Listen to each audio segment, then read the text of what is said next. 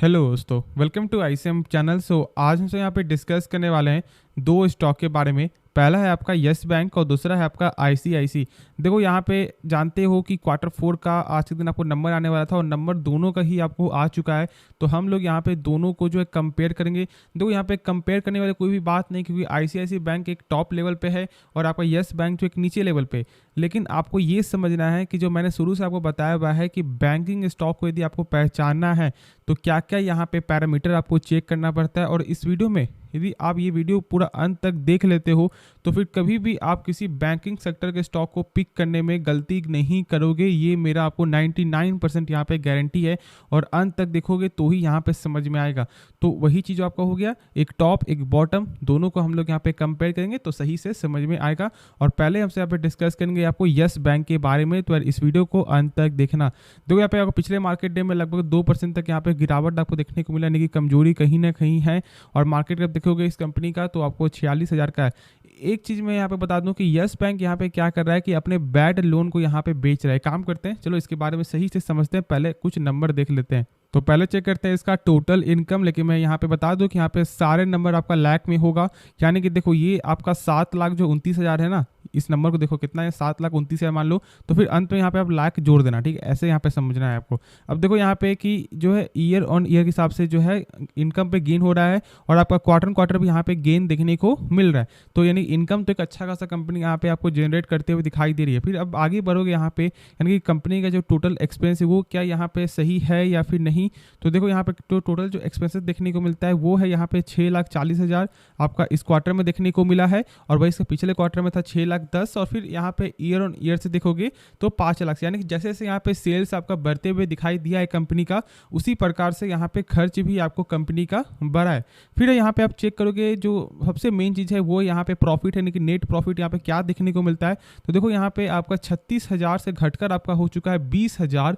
और आपका क्वार्टर से चेक करोगे तो 5,000 से बढ़कर आपका हो चुका है 20,000। तो यानी कि यहाँ पे ईयर ऑन ईयर पे सेल्स बढ़ा है, ठीक है, खर्च भी आपका उसी प्रकार से बढ़ा है, लेकिन जो प्रॉफिट है वो यहाँ पे नहीं बढ़ा है। प्रॉफिट यहाँ पे खराब देखने को मिल रहा है। और आप जानते हो कि कोई भी कितनी भी बड़ी कंपनी या फिर क्यों ना वो छोटी कंपनी हो, मेन आपका होता है सेल्स। यदि थोड़ा प्रॉफिट आपका 19-20 भी हो जाए तो कोई ज़्यादा फर्क नहीं पड़ता है, लेकिन आपका प्रॉफिट जो सेल्स है वो आपका लगातार बढ़ना चाहिए। और यहाँ पे आपका सेल्स बढ़ रहा है तो दिक्कत वाली बात नहीं है। लेकिन चलो इसे मार्केट से मालूम चले कि मार्केट इसे किस तरह से यहाँ पे आपको लेती है, क्या इसे आपको एक्सेप्ट करती है या फिर आपको रिजेक्ट करती है। लेकिन आज हमसे जो आपको मेन पर्पस ये नहीं है, मेन पर्पस हम लोग का ये है कि कंपनी के बारे में सही से जानना कि हम लोग कैसे पहचान सकते हैं कि कोई भी बैंकिंग जो स्टॉक है वो सही है या फिर खराब है। तो उसके लिए हम यहाँ पे चेक करेंगे आपको नेट एनपीए। अब ये एनपीए शब्द होता है क्या, देखो एनपीए का मतलब आपको होता है नॉन परफॉर्मिंग एसेट, यानी कि एक तरह का बैड लोन। अब सर बहुत से लोग यहाँ पे नहीं जानते होंगे कि जो यस बैंक जो डूबने का मेन कारण क्या था, बैड लोन।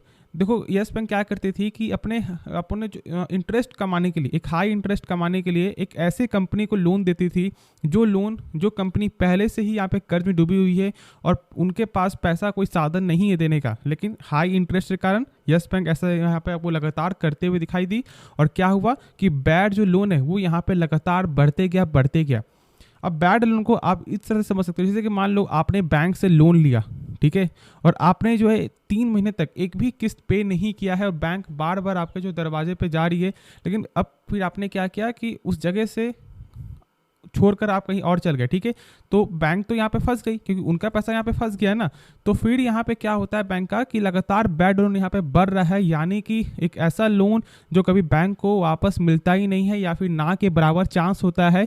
तो आरबीआई के अनुसार किसी भी बैंकिंग कंपनी का या फिर फाइनेंशियल कंपनी का जो एनपीए है वो 3% से ज़्यादा नहीं होना चाहिए। लेकिन यदि आप गौर करोगे इस बार का यहाँ पे नंबर में, तो देखो यहाँ पे क्या देखने को मिलता है आपका, थोड़ा मैं यहाँ पे जूम आउट कर देता हूँ। देखो 4.53% था, ठीक है, ईयर ऑन ईयर पे वो घटकर आपका हो चुका है 0.83%, यानी कि बहुत अच्छा यहाँ पे एनपीए हो गया है। और आपका क्वार्टर चेक करोगे तो यहाँ पे 1% से घटकर आपका 0.83, यानी कि एनपीए यहाँ पे सही है। देखो एनपीए जितना कम होगा उतना ही अच्छा होता है और 3% से कम होना चाहिए। लेकिन अब आप लोग यहाँ पे कंफ्यूज हो रहे हो कि जब इतना अच्छा फिर से आपको एनपीए हो गया है तो फिर गेन क्यों नहीं हो रहा है। देखो यहाँ पे बैंक ने क्या किया है ना कि अपने बैड जो लोन को, जैसे कि मान लो यदि उनका बैड लोन यहाँ पे होगा 10,000 करोड़ का, तो वो किसी और कंपनी को यानी कि थर्ड पार्टी को वो 5,000 में बेच देती है।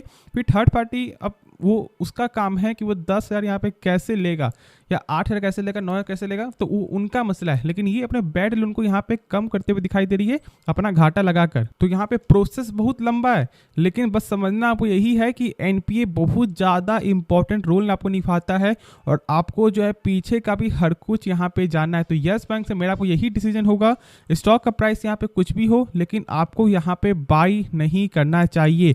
ये चीज़ आपको जरूर यहाँ पे ध्यान देना है। यदि आपको रिस्क नहीं लेना चाहिए मेरे हिसाब से फॉर द लॉन्ग टर्म के लिए।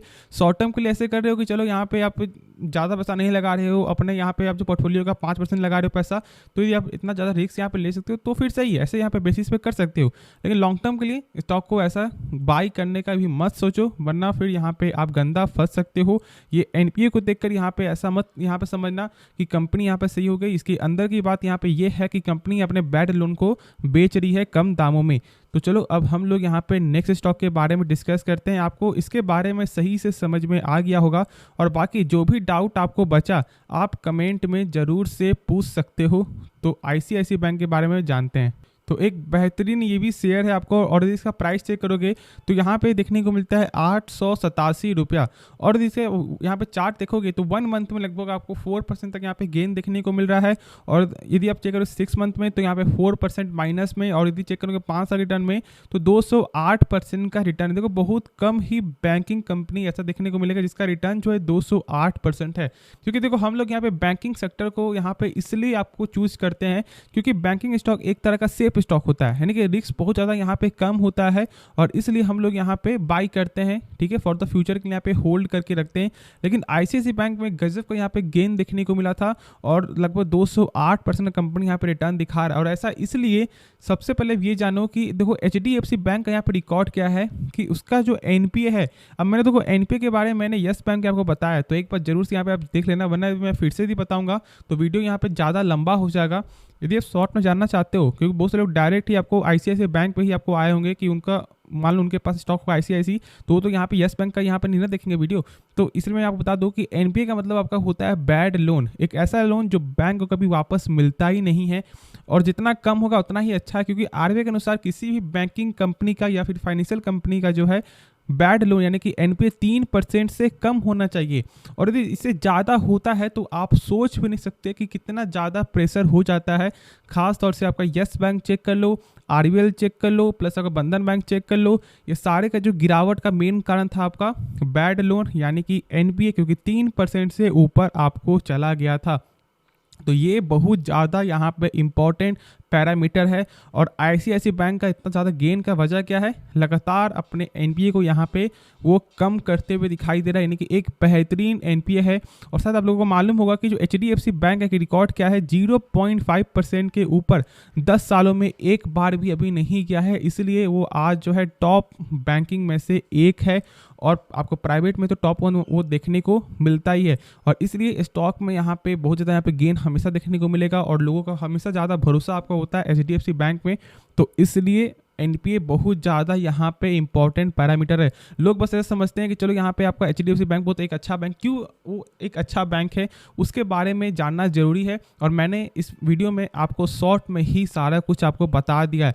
तो यदि आपको इस वीडियो में कुछ भी सीखने को मिला ऐसा नया चीज़, तो इस चैनल को आप सपोर्ट कर सकते हो, बस एक लाइक करना, और आपको हो सके तो आप सब्सक्राइब भी कर सकते हो। तो चलो फिर हम लोग यहाँ पे आईसीआईसी बैंक का Q4 का नंबर चेक करते हैं, और फिर इसका हम लोग यहाँ पे चेक करेंगे कि क्या एनपीए जो है सही है या फिर नहीं, यानी कि नॉन परफॉर्मिंग एसेट। तो पहले देख लो कि कंपनी ने यहाँ पे आपको फाइनल किया है 8 रुपया का डिविडेंड, यानी कि 8 रुपया का जो डिविडेंड यहाँ पे कंपनी ने फाइनल किया है, 8 रुपया पर शेयर यहाँ पे डिविडेंड भी आपको मिलते हुए दिखाई देगा। तो चलो अब हम लोग इसका नंबर चेक करें। तो यहाँ पे जो है सारा नंबर आपका होगा करोड़ फिगर में, तो आप अंत में जो है करोड़ यहाँ पे लगा लेना, ठीक है। अब देखो ऐसे यहाँ पे यदि समझोगे तो यहाँ पे क्या देखने को मिलता है, ईयर ऑन ईयर के हिसाब से जो है 27,000 करोड़ से बढ़कर आपका हो चुका है 36,000 करोड़, और आपका क्वार्टर यदि चेक करोगे तो 33,000 से बढ़कर आपका हो चुका है 36,000, यानी कि यहाँ पे जो है क्वार्टर भी सेल्स में ग्रोथ है, यानी कि टोटल इनकम पे ग्रोथ है, और आपका ईयर ऑन ईयर भी एक अच्छा खासा ग्रोथ आपको इनकम में देखने को मिल रहा है। फिर अब यहाँ पे आगे चेक करोगे, यानी कि कंपनी जो टोटल जो एक्सपेंस है, तो क्या उसमें यहाँ पे कंपनी ने कंट्रोल किया है, तो ऐसा यहाँ पे फिलहाल देखने को नहीं मिलता है। जैसे जैसे यहाँ पे सेल्स बढ़ते हुए दिखाई दे रहा है वैसे वैसे यहाँ पे खर्च भी बढ़ रहा है, और ये एक कॉमन वाली बात है, क्योंकि आपको एक साल में से मान लो यदि आज कुछ एक प्रोडक्ट का दाम है मान लो 100 रुपया, तो आने वाले समय में 1 साल बाद 106 रुपया हो जाएगा, ठीक है। तो यही इसके कारण जो है आपका खर्च बढ़ जाता है। तो बहुत से लोग ऐसा समझते हैं कि चलो खर्च बढ़ा यानी कंपनी खराब है, ऐसा बिल्कुल भी नहीं है। मेन चेक करो कि कंपनी का जो यहाँ पे नेट प्रॉफिट क्या सही है या फिर नहीं, और सेल्स क्या लगातार बढ़ रहा है या फिर नहीं। देखोगे यहाँ पे आपका net profit for the period यदि चेक करोगे यहाँ पे, तो क्या देखने को मिलता है कि 7,000 से बढ़कर आपका हो चुका है 9,000 करोड़, और आपका जो क्वार्टर चेक करोगे तो 8,000 से बढ़कर आपका हो चुका है 9,000। यानी कि यहाँ पे जो है आपका क्वार्टर सेल्स भी अच्छा है, प्रॉफिट भी अच्छा है, और आपका ईयर ऑन ईयर पे सेल्स भी अच्छा है और प्रॉफिट भी अच्छा देखने को मिलता है। कि नंबर जो है कंपनी का एक अच्छा नंबर यहाँ पे देखने को मिल रहा है यस बैंक के मुकाबले। तो अब देखो इसे मार्केट यहाँ पे क्या जो एक्सेप्ट करती है या फिर आपको रिजेक्ट करती है ये तो फिलहाल नहीं पता, लेकिन नंबर यहाँ पे शानदार है। लेकिन अब हम लोगों ने जो बात किया एनपीए के बारे में, यानी कि नॉन परफॉर्मिंग एसेट यानी कि एक बैड लोन, जो मैंने इसके बारे में आपको यस बैंक के में पूरा इसके बारे में सही से बताया है, तो एक बार जरूर से आप बैक चल जाना और देख लेना, बहुत ही इंपॉर्टेंट ये पैरामीटर है।